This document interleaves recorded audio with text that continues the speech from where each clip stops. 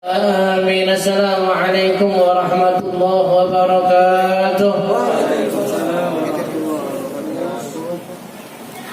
Alhamdulillah wassalatu wassalamu ala Rasulillah Sayyidina Muhammad ibn Abdillah wa ala alihi wa sahbihi wa man wala ila yaumil liqa'i ila amma ba'd. Alhamdulillah, puji serta syukur kehadirat Allah Subhanahu wa taala yang masih memberikan kita nikmat sehat wal afiyah, nikmat panjang umur serta taufik dan hidayah sehingga kita masih bisa berkumpul, bertemu, bermuwajahah, silaturahim, menuntut ilmu di majlis ta'lim kita dengan harapan dan doa yang sama. Kita mohon kepada Allah Subhanahu wa taala, Allah jadikan ilmu kita ilmu yang manfaat dunia dan akhirat, menjadikan perkumpulan kita, majlis ta'lim kita menjadi sebab turun rahmat dan ampunan dari Allah Subhanahu wa taala, dan menjadi sebab wabah dan musibah segera diangkat dari kota kita dan negeri kita. Amin ya rabbal alamin.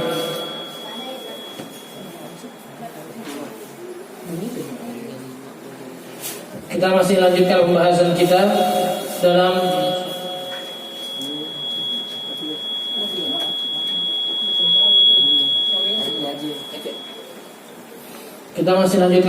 kita dalam kitab Risalatul Mu'awanah karangan Al-Imam Al-Qutb Al-Habib Abdullah bin Alawi bin Muhammad Al-Haddad yang masih bahas tentang masalah Al-Quran.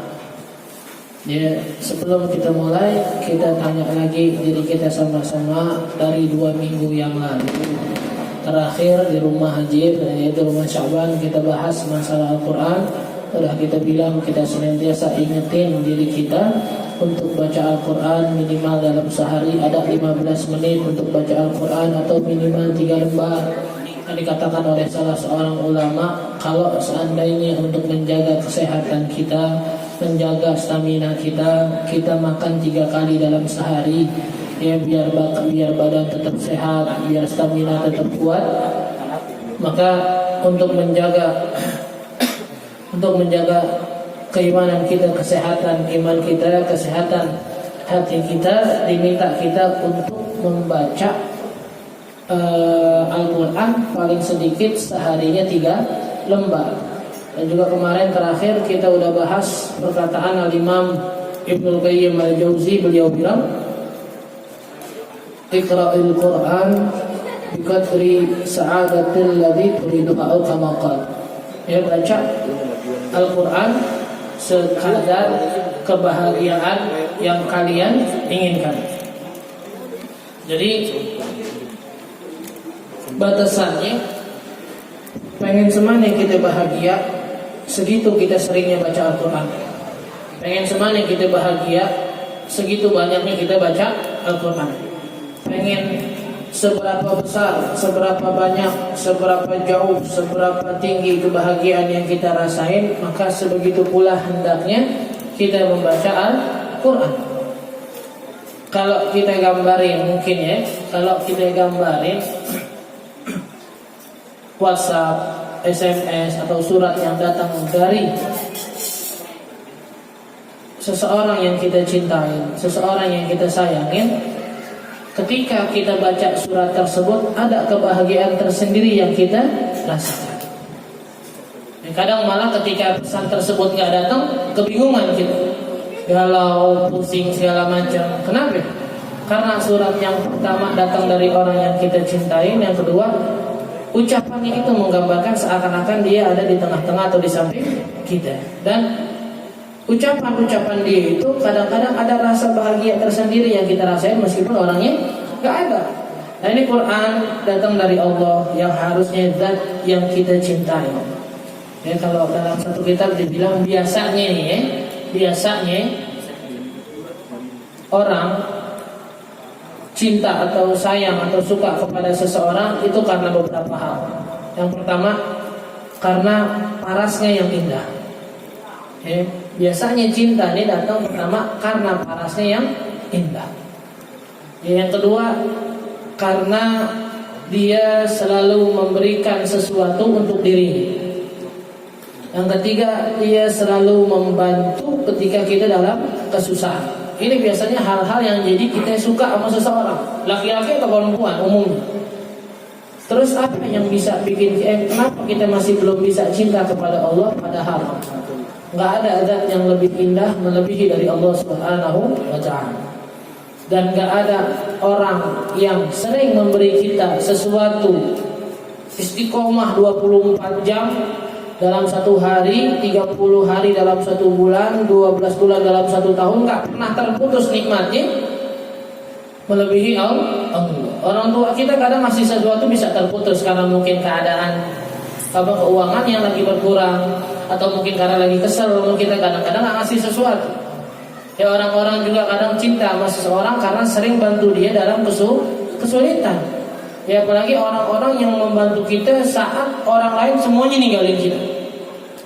Udah nggak ada satupun yang pengen bantu dia, nggak ada satupun yang perhatiin dia, nggak ada satupun orang yang mencoba mencari solusi saat dia datang musibah. Tiba-tiba datang satu orang, datang ngasih solusi, bukan sekedar solusi. Solusinya misalnya, nih harus bayar utangnya 1 juta, dikasih beli 1 juta nih bayar utang lu sekarang. Kira-kira perasaan kita kalau ada orang kayak gitu gimana? Pasti senangnya nggak ketolongan. Ingat terus panjang hidupnya, karena di saat orang lain nggak ada yang membantu dia ngebantu itu orang datang sendirian.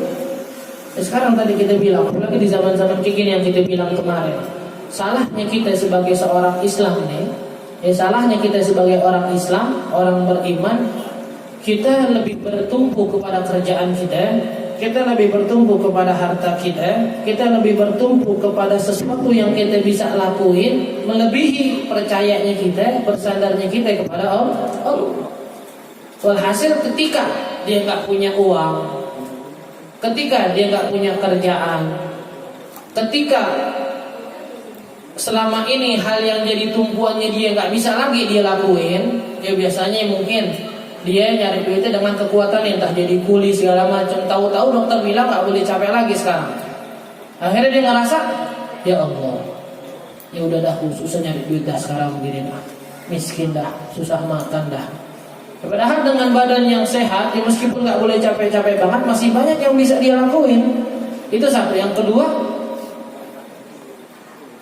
sesempit apapun dunia ini menghajar kita, ngalangin kita untuk makan, untuk datangnya rezeki dari apa yang kita lihat, sebenarnya Allah bisa ngasih dari jalur manapun.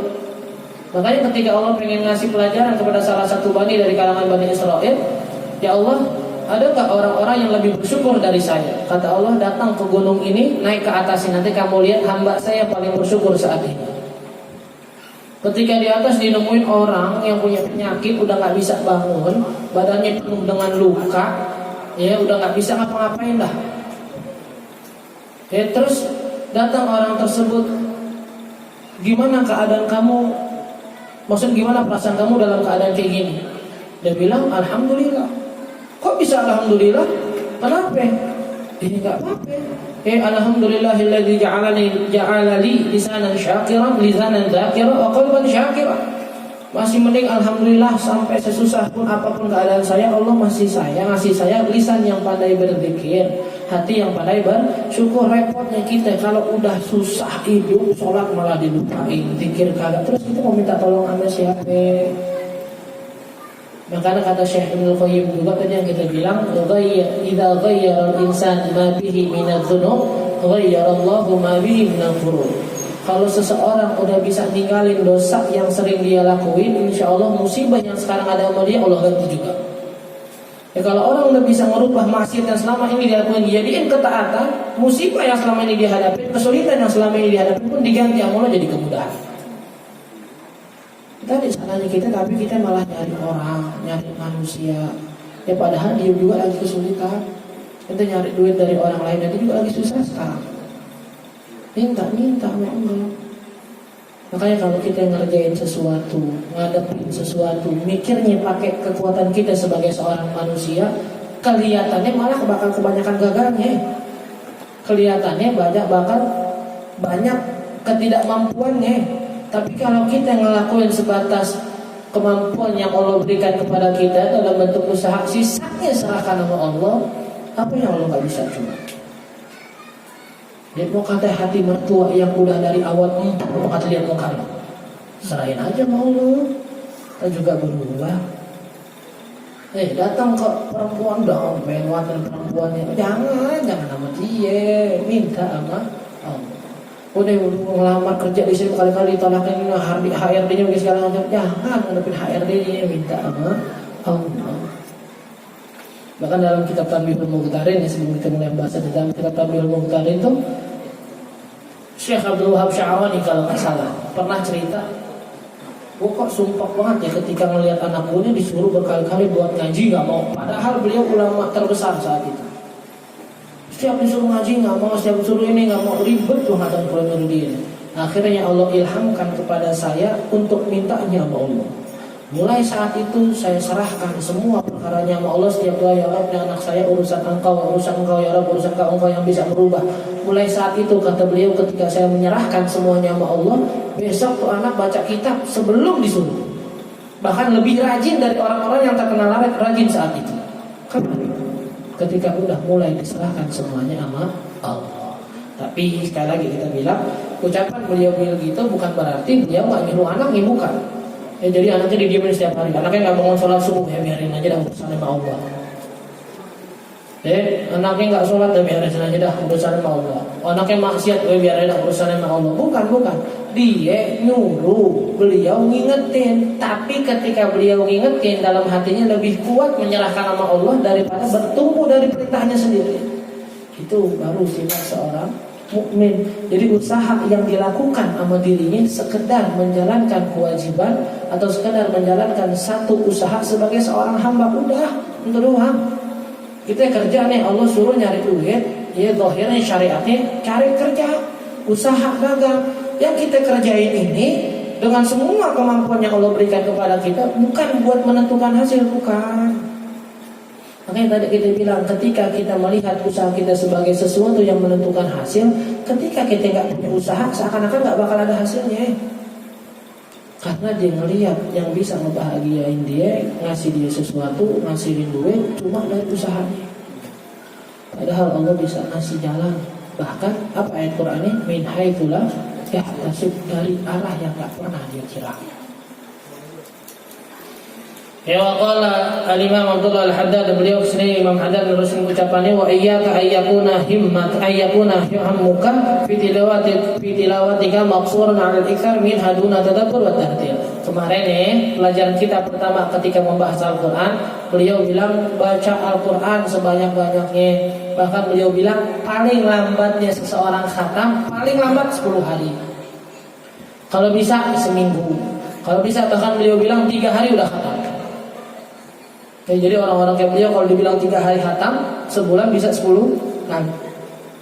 Ini sebenarnya 3 hari khatamnya buat beliau, pandangannya buat orang awam. Karena setelah beliau sekali khatam udah. Imam Syafi'i sehari khatam. Bahkan ketika bulan puasa sekali 2 kali khatam.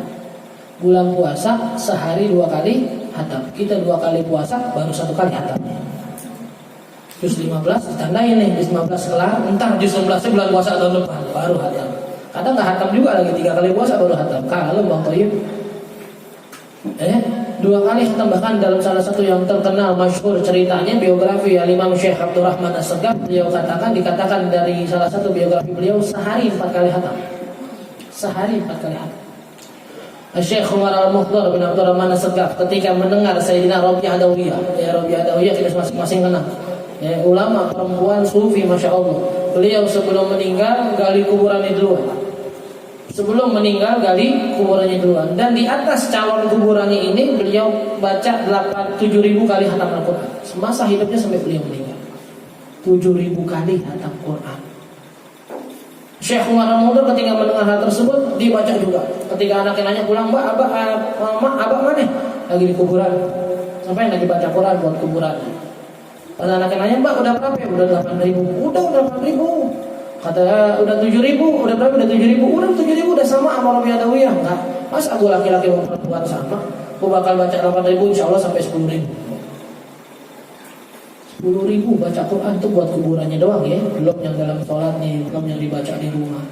Imam Syafi'i baca 2 kali khatam dalam 1 hari di bulan Ramadan. Itu yang dibaca dalam keadaan biasa. Yang dibaca dalam sholat khatamannya beda lagi. Ya, sahabat Sayyidina Utsman radhiyallahu anhu dalam 1 kali rakaat tahajudnya sekali khatam.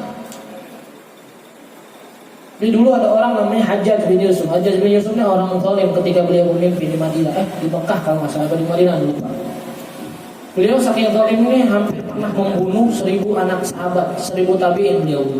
Pernah katanya melecehkan 100 lebih dari anak perempuan para sahabat.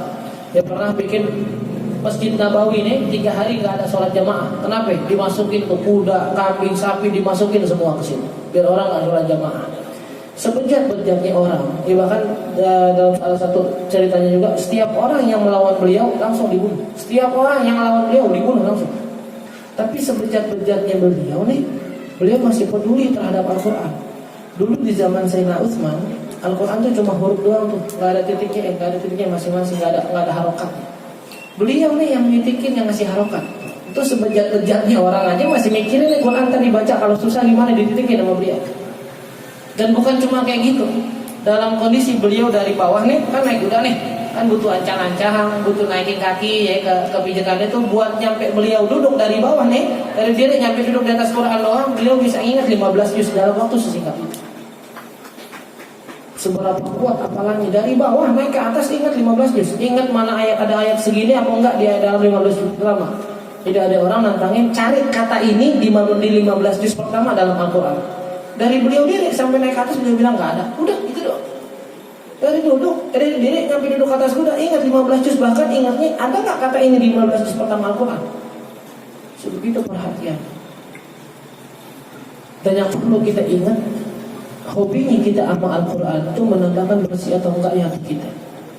Sayyidina Utsman sering bilang, "Lau tahurat qulubuna ma syabi'na min tilawatil Quran." Kalau orang punya hati bersih, ya orang pasti dekat sama Allah. Dia gak bakal pernah bosan buat baca Al-Quran. Dan sekarang Imam Haddad bilang, nah kemarin kan kita udah prosesnya itu banyak-banyak baca Al-Quran. Nah sekarang beliau bilang, wa iyyaka, tapi jangan sampai mentang-mentang kemarin saya bilang banyakin baca Al-Quran, jangan sampai ayyakuna hammuka, semangat inti dalam Al-Quran, membaca Al-Quran maqsuran 'alal iktsar min haduna tartil wa tadabbur. Jangan mentang-mentang saya suruh baca Al-Quran, akhirnya ketika baca Al-Quran fokusnya cuma memperbanyak Al-Quran, baca Al-Quran tanpa ada tajwidnya, tartilnya, dan juga nggak ada tadabburnya. Karena Allah udah bilang afala yatadabbaruna al-Quran. Atau Allah dalam Al-Quran, apakah mereka nggak mentadabburi Al-Quran? Itu ujian nih. Ente ujian. Paling senang kalau dia kasih apa? Kasih apa? Kasih kisi-kisi buat ngejawab. Apalagi kalau kisi-kisi itu seakan-akan di semua jawaban di situ tinggal lo hafalin doang. Karena jawaban keluar dari situ semuanya. Nah, Al-Quran kisi-kisi kita ini buat di akhirat. Yang mau selamat kayak gimana, yang nggak selamat orang-orang kayak gimana, yang biar bisa jawab nanti di akhirat bagaimana, yang bisa ngumpul sama Rasul gimana, dikumpulin sama siapa, jawaban setan nanti di akhirat ketika setan udah menjerumuskan orang kayak gimana, udah dikasih tahu. Setannya nanti di akhirat ada orang-orang yang masuk sama setan ke neraka. Ya, ini orang-orang ngomong, ya Rob, saya ditipu sama setan selama di dunia. Setan bilang, ya kenapa lo mau? Kan gue cuma ngajakin doang. Panggilan yang paling benar adalah seruan dan ajakan dari Allah, itu yang hak. Terus kenapa lo malah ngikutin gue yang cuma tipuan? Sekarang udah masing-masing, ma'an tabi musrikhin wala'an nabi musrikhikum. Lo gak bisa nyelamatin gue gak bisa nyelamatin. Udah bareng-bareng disiksa kita di sini. Udah ada jawabannya dalam Quran, udah ada gambarannya. Ya, hadis-hadis Nabi udah ngasih tahu Dajjal nanti gimana, apa tipuan-tipuan Dajjal, gimana cara buat ngindarin tipuan Dajjal, udah ada semuanya. Masalahnya kita baca nggak tuh Quran? Makanya Anda selalu nganjurin kalau buat kita ini, sebenarnya kalau orang bisa bahasa Arab, baik-baik megang Al-Quran yang nggak terjemahnya udah cukup. Cuma kan buat belajar bahasa Arab lama ya. Yang ada belajar bahasa Arab buat ngertiin Al-Quran, baru tua duluan loh. Pas bisa bahasa Arab, bisa nerjemahin Al-Quran udah nggak bisa baca, udah buyar duluan pandangan. Nah sekarang gimana caranya? Itu banyak loh di toko buku Al-Quran yang udah diterjemahin, atau lagi sah dari Kementerian Agama. Meskipun nanti ada beberapa kata bahasa Indonesia yang mungkin kurang cocok artinya dengan arti bahasa Arab karena memiliki multi tafsir, tapi paling enggak 90% tuh bacanya bisa dibaca terjemahannya. Baca tuh ya, apa yang namanya dalam Al-Quran dibilang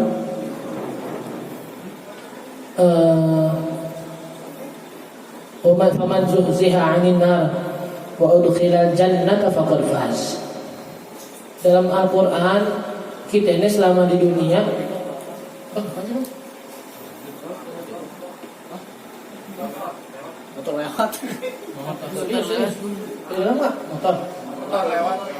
Besok sudah terbang motor. Bunyi memang rumah. Akhirnya mau ambil gara-gara motor. Durhaka tuh motor. Gara-gara dia jadi lupa motor. Oh, faman zuhziha 'anil nar wa udkhila al-jannata faqad faz. Orang kita selama ini ngerasa kalau sukses punya duit banyak, punya tabungan banyak, bisa jalan ke sono, punya motor, punya mobil, bini cakep, punya rumah, punya banyak kontrakan. Oh, kalau orang begitu sukses itu di dunia. Terserah lo mau apa. Cuma Allah cuma ngomong dalam Al-Quran, Allah cuma berfirman, siapa orang yang dijauhin dari neraka dan bisa masuk surga, untuk yang sukses benar. Lu mau ngomong apa lagi? Mau banyak duit terserah. Kalau lu cuma ngomong banyak duit, punya rumah gede, punya mobil, punya motor, duit lu kalah sama Fir'aun. Kemana Fir'aun sekarang? Duit ente kalah sama Lahab, sama Ujahan. Kemana mereka sekarang? Enggak. Bukan berarti kita nggak boleh kaya, bukan. Tapi bukan berarti karena kekayaan, tapi kekayaannya digunakan buat apa? Itu intinya. Nah, makanya baca tuh, baca terjemahnya. Bahkan sahabat dulu bilang ketika turun satu ayat, dua ayat, kita nggak berani baca ayat yang lain sebelum mengerti apa yang dimaksud dengan ayat tersebut. Tapi ini sahabat ya, ini sahabat nih, yang mereka ngomong kayak gitu beneran ngomongnya jujur, jangan lu jadiin alasan. Besok baca 3 ayat. Maknya nanya, kalau baca 3 ayat doang, mak, sahabat tuh dulu. Kalau baca Quran 3 ayat doang, yang penting paham. Oh, banyak yang penting paham. Udah kata Ustaz semalam gitu. Jadi alasan buat baca Quran dikit. Ngakunya ngikutin sahabat. Oh, sahabat begitu benar. Buat tartil dan juga dengan tajwidnya. Ini katanya, buat kita yang masih malas belajar Al-Quran, hukumnya wajib baca Quran seperti caranya Rasulullah baca Al-Quran. Hukumnya wajib baca Al-Quran seperti Rasul mengajarin sahabat dulu gimana. Kalau dibilang belajar hukum tajwid wajib nggak sih? Nggak wajib. Makanya metode yang dengan dikte masih boleh asal lo bisa lo apa diajarinnya. Metode yang misalnya ada baca nih Bismillahirrahmanirrahim, ayo ikutin Alhamdulillahirabbil alamin, boleh aja. Tapi lo bener 30 juz diajarin begitu bisa ingat ntar. Jangan udah pindah juz 2, juz 1-nya lupa lagi, pindah juz 3, juz 2-nya lupa lagi. Makanya lo lebih suka metode ente paham gimana teori tajwidnya, biar kalau udah gak ngaji pun ketika teorinya tahu bisa diamalin dikit-dikit di rumah. Ya hukumnya wajib tuh baca dengan tartil, jangan baca sembarangan. Ya mudah-mudahan ada semangat insyaallah 10 hari hatam. Baca Al-Quran yang sudah ada mana yang dibilang dari kita itu mengapa mabuk lo? Banyakan lanikan keri kali mana? Baca yang benar dengan tartil. Apa maksud tartil? Semua makhraj hurufnya benar, tajwid minimalnya benar. Maksudnya apa tajwid minimal? Ketika orang belajar tajwid ada tuh ini panjangnya 2, 4, 6, ini panjangnya segini. Itu mengetahui hukum tajwid yang tadi itu minimal berapa boleh dibaca? Oh, yang ini minimal boleh 2 harokat meskipun ada yang bilang 6. Nah kalau baca tartil tadi itu hurufnya makhrajnya benar dan minimal tajwidnya benar ada. Ya, jadi kita ketika kemarin Imam Haddad nasihatin kita jangan terpentar pas bulan puasa apalagi. Insyaallah nih bulan puasa ya nasihat dari Imam Haddad. Baca Quran insyaallah tahun ini hatam 5 kali nih. Lu nggak usah 5 kali, 12 kali bisa ada baca begitu hatam. Suara nggak kedengeran, baca cepet. Cuma dikelototin doang, tahu-tahu keluar dari berapa? Juz 5. Dari subuh sampai zuhur, puasa pertama udah 5 juz. Coba lu baca, aku nggak enak baca depan orang tadi ya. Kayak di kamar doang, tahu-tahu keluar besok hari 3 udah 1 kali hatam. Pas maknya ngintip di kamar, anakku kayak dukun. Quran dilihatin doang, dia baca, tahu-tahu 3 kali hatam. Ya, jangan belajar Quran. Tuh belajar cara baca orang kayak kita, belajar baca dulu dah, belajar tajwidnya. Kalau ada kesempatan, ada umur kita Allah kasih kesempatan punya otak juga lebih, belajar bahasa Arabnya, belajar ilmu Al-Qur'annya, belajar tafsirnya, asal nuzulnya, lebih afdal kalau nggak bisa paling nggak belajar tajwidnya. Pengen tahu artinya tadi kita bilang beli yang udah ada terjemahannya baca. Gimana sih inti baca apa namanya kalau inti nggak bisa bahasa Inggris nih? Terus dikirimin WhatsApp dari perempuan yang inti sayang pakai bahasa Inggris, enak kan? Pas baca, di sini orang ngomong nggak jelas banget nih. Pas kita terjemahin sama orang, nih bacanya aku sayang kamu, aku cinta kamu. Oh senang langsung dia, aku rindu kamu. Oh jadi begini maksud tujuannya dikirim pesan. Wah kalau begitu sih senang tuh. Kita ketika baca Al-Quran nggak ngerti bahasa Arab, nggak ngerti artinya, udah begitu aja anyep. Kalau bahasa kayak durian kelamaan dibuka nggak dimakan begitu, jadi itu adem. Bukan adem, bukan anyep, udah bahasa gitu nggak ada rasanya udah. Tapi ketika kita baca, oh jadi begini ya maunya Allah dari hambanya. Oh jadi Allah tujuannya begini nyiptain ini. Oh Allah maunya begini dari sholat, puasa dan zakat. Tahu tuh. Makanya baca Al-Quran, baca. Sekali lagi kita ingetin dari 2 minggu kemarin, siapa yang udah 2 juz? Kan kita bilang nih, kalau sehari 3 lembar, kita ketemu pembahasan gini tiap 2 minggu, harusnya 3 kali 14, 42 lembar. 42 lembar itu berarti 2 juz 2 lembar. Siapa yang udah baca 2 juz 2 lembar? Kalau ditanya lagi dalam 2 minggu udah mana level lu, bisa semua jawab. Kalau ditanya dalam 2 minggu udah film apa aja yang lu tonton, semua bisa jawab. Tapi ketika ditanya dalam 2 minggu udah berapa lembar Quran yang dibaca, diam semuanya. Jadi kali-kali kita ingetin dalam satu ketaatan, jangan kita punya cara berpikir tuh udah gampang, besok bisa kita baca. Kalau sekarang nggak sempat, besok jangan. Ketika kita ingin melakukan satu ibadah terus kita nggak bisa ngelakuinnya, ubah cara pikirnya. Gue punya salah apaan sampai Allah nggak ngizinin kita baca suratnya? Kan kita begitu. Kalau tahu-tahu bangun pagi-pagi nomor kita diblokir dari perempuan yang kita sayang nih, ya enggak? Mikirnya apa? Gue punya salah apaan? Padahal semalam masih ngucapin I love you. Nice deh. Assalamualaikum, ketemu di doa tahajud ya. Oh. Semalam masih ngomong kayak gitu, padahal kok pagi-pagi gue diblokir. Ada salah apaan ya? Kepikiran gitu. Bisa nggak ketika kita nggak diizinin nama Allah ibadah, menyembah Allah berarti kan ibadah ya. Kita nggak diizinin berzikir, menyebut nama Allah, kita nggak diizinin baca surat-surat yang Allah kirimin. Ada apa nih? Allah benci apa nama kita sih? Apa Allah segitu bencinya sama kita nggak dikasih baca suratnya? Begitu cara pikirnya, biar besok-besok ketika enggak baca, ketika enggak sholat, ketika enggak zikiran, jadi lebih semangat buat berzikiran. Tapi kalau kita setiap ingin punya pikiran, udah ntar masih besok masih bisa, enggak ngaji minggu depan masih bisa, enggak sholat ntar gampang tinggal qadha, enggak baca Quran besok masih bisa, enggak zikiran sunnah. Kalau begitu cara berpikir kita, ya Allah, baik-baik, kita termasuk orang-orang yang Allah kasih nikmat tapi jauh dari ibadah. Kalau orang dulu justru dikasih duit takut. Imam Haddad nih pengarang kita pernah pengen dibawain duit 2 kapal. Duit 2 kapal, lu bayangin coba. Duit 2 kapal, kita dibilang gue punya duit 1 berangkas aja udah gila banget kelihatan. Duit 2 kapal. Apa yang beliau bilang ya orang, kalau seandainya nih harta bisa nanti melupakan engkau dari pikiran saya, tenggelamin tuh kapal. Kalau nggak 2 kapal, duit 2 kapal dicuri tenggelamin. Kalau kita coba dibilang dia besok gue kirimin lu duit 2 kapal, bikin tenda pinggir pantai. Kapan datangnya kapal? 2 minggu sih nggak datang juga nih kapal nih. Kapal belum nyampe, udah keburu nyampe, ngejar duluan nih ke laut. Dan buru-buru nyampe 2 minggu dia, ya orang tenggelamin ke kapal. Tapi kalau dia nggak dikasih ibadah takutan. Kalau udah setahun berlewat nggak ada ujian, nggak ada cobaan, pikiran mereka. Kalau kita nggak pernah ada ujian, nggak pernah sakit, bilangnya alhamdulillah, saya udah jadi orang yang Allah cintai. Udah jadi salah satu walinya Allah. Jadi gak perlu lagi kena musibah. Padahal orang-orang yang Allah sayang paling sering Allah uji. Ingat ya, kalau kita belum banyak ujiannya, hati-hati.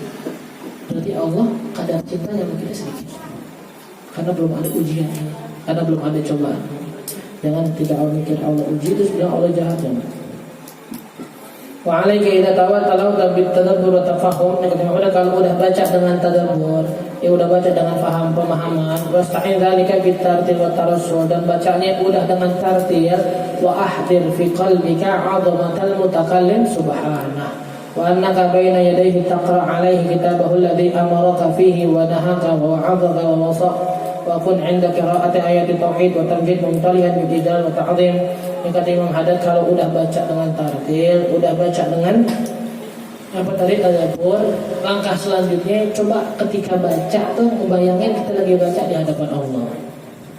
Kan kadang kita begitu ya, baca WhatsApp, SMS dari orang nih, suka senyum-senyum sendiri, suka langsung mukanya berubah ketakutan, lagi main makanya WhatsApp. Lo pulang lebih dari jam 11 gue kunciin, udah mukanya berubah langsung. Kenapa di depan dia bayangin makanya lagi sewot di depan mukanya. Dia udah di otaknya udah marah-marah nih. Bisa nggak kita begitu ketika baca Quran? Ketika lewat ayat Allah marah, kepikiran ya Allah, kalau Allah marah mau gara-gara dosa gue bagaimana ya?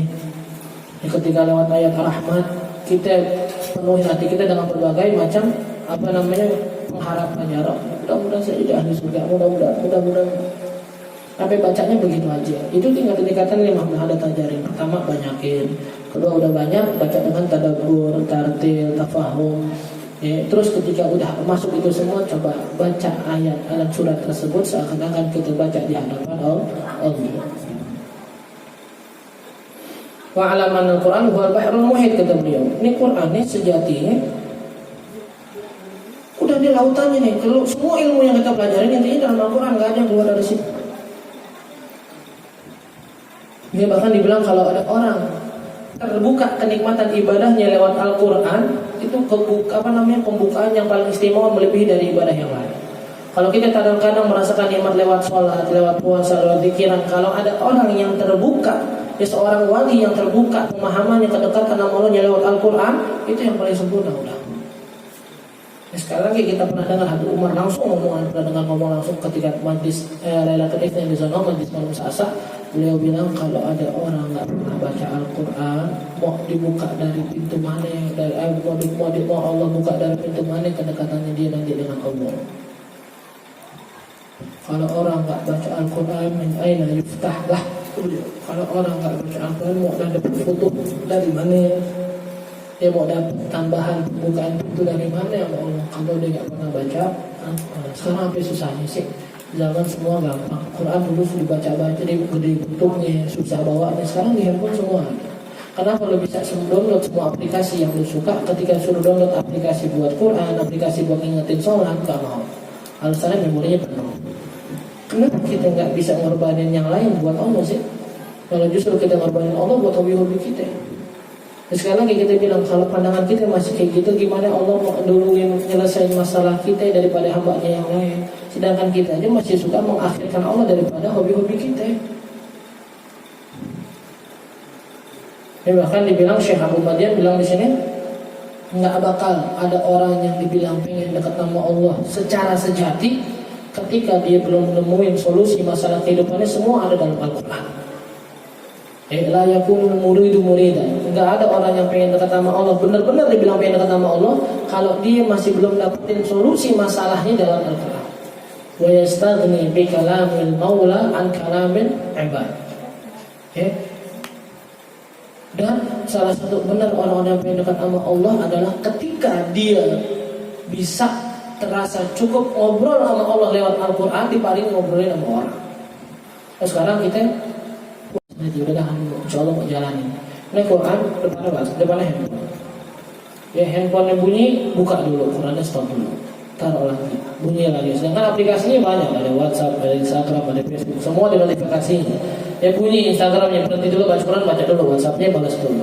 Bunyi Facebooknya ada orang komentar, jawab dulu komentarnya. Bunyi Instagramnya ada orang nge-DM, jawab dulu DM-annya. Yang ketika alhamdulillah udah 15 menit, padahal baru 2 kali sekali baca, kebanyakan pegang handphone nih. Alhamdulillah. 15 menit full baca Al-Quran, tinggalin tuh handphone silent semua, kalau perlu matiin. Bisa nggak? Belajar dikit-dikit yang tadi kita bilang. Dari ayat baru lihat videonya Habib Umar ketika beliau nangis-nangis mengucapin waktu mau pulang dari ziarah Nabi. Beliau bilang seakan-akan yang ada di sini menasihati kita sampai kapan atau apa yang membuat kita masih bisa mengorbankan Allah untuk hal-hal yang lain. Beliau nangis-nangis sampai kayak gitu. Ya kalau kita bilang, bahasanya biasa, cuma buat mereka yang udah ngerti enaknya kedekatan sama Allah, heran deh sama kita yang masih bisa mengorbanin Allah buat hal-hal yang lain. Ngorbanin baca Quran buat hal-hal yang lain, ngorbanin pikiran, sholawatan buat hal-hal yang lain. Coba tadi kita bilang kita belum nyampe tingkatannya kayak beliau, ya, tapi paling nggak belajar. Kali-kali kita bilang ya, paksain dan buka hati ente untuk merasakan kenikmatan ibadah tersebut. Kalau nggak mau mulai maksain dan nggak mau mulai buka hati kita enaknya satu ibadah, nggak bakal pernah ngerasain. Jadi contoh gampang, mau rasain mie itu enak, pedas level 10, gimana yang pertama nih? Ya pertama beli mie-nya dulu. Jangan orang makan dulu lihat ya, ya pedas juga, pedas juga. Orang yang kagak ngeliat orang doang. Beli, makan tuh mie, satu. Yang kedua, nanti lo bakal buka hati lo benar-benar pedasnya mie kayak gimana. Ya tuh jangan mie dah, ada makanan nih, ya kasih ayam bentuknya olahannya yang belum pernah kita makan. Gimana caranya biar kita tahu nih enak, ayam nih enak bisa kita rasain enak? Yang pertama makan tuh ayam. Yang kedua bayangin dan rasakan di hati, paksain hati, ngakuin kalau ayam enak.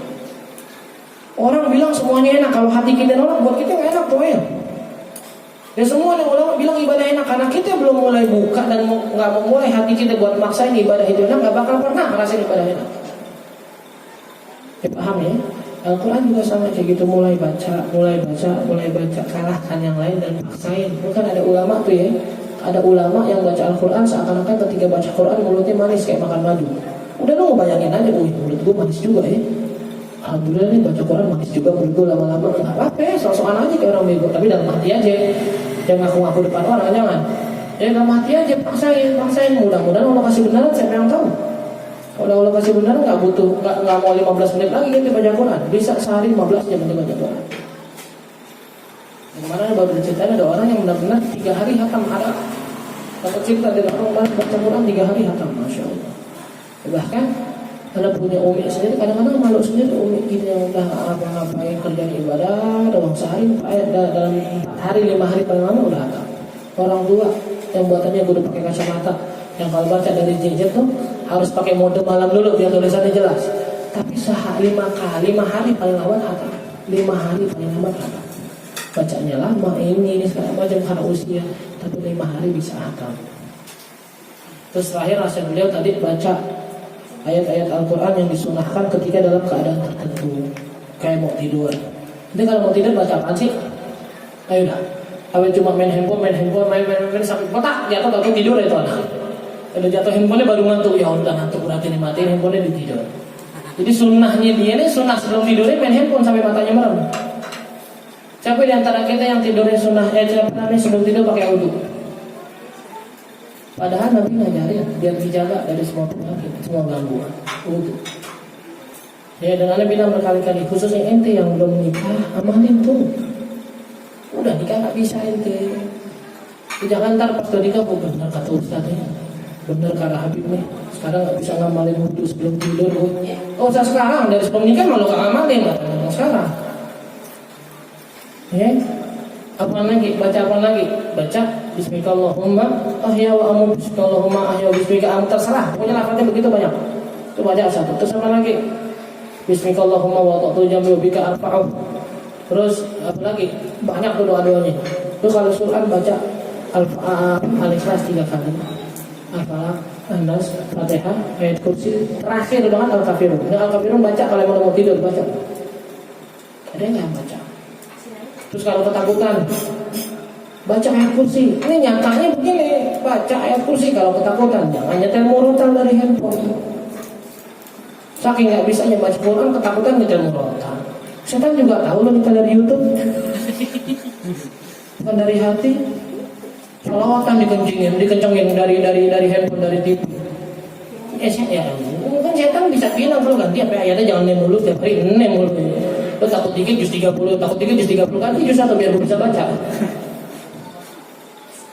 Ya dari hati pasrahin ke Allah, baca ayat kursi kalau dalam ketakutan. Kira keluar ke daerah yang kita takutin, baca Al-Falaq An-Nas, udah jelas dalam Al-Quran. Bagaimana kita ya lagi ke dalam apa namanya ketika misalnya kita naik gunung lah atau ke dalam pedesaan yang kita belum pernah datangin, belum baca ayat kursi, belum baca Al-Falaq, belum baca An-Nas, jadi disebutin malah apa? Numpang-numpang mau lewat. Ya, numpang-numpang mau lewat lagi.